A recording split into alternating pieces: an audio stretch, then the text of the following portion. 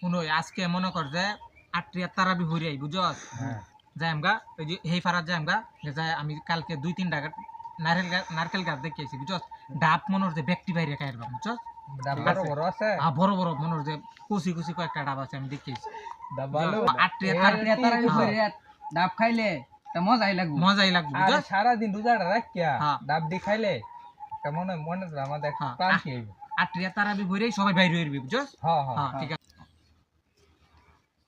High high তোমরা কি করতেছো? তোমরা তারাবি বাদ দিয়ে কি প্ল্যান করতেছো? তোমরা আরেকজনের হক মাইরে খাওয়ার প্ল্যান করতেছো। তোমরা প্রথমত তোমরা 20 টাকা তারাবির মাঝে 8 টাকা করতেছো, তারপরে আবার আরেকজনের ডাবের গাছের ডাব চুরি করে খাওয়ার প্ল্যান করতেছো। তোমরা তো গুনার কাজ করার প্ল্যান করতেছো। তোমরা কি জানো না হাক্কুল ইবাদ আল্লাহ বান্দার হক কখনো ক্ষমা করেন না? আর কখনো তোমরা এইভাবে অন্যের হক নষ্ট করবা না।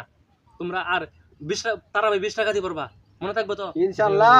যে হুজুর আজ থেকে আর কোনোদিন কারো গাছের জিনিস চুরি করে খাবো না, অন্যের হক মারে খাবো না হুজুর।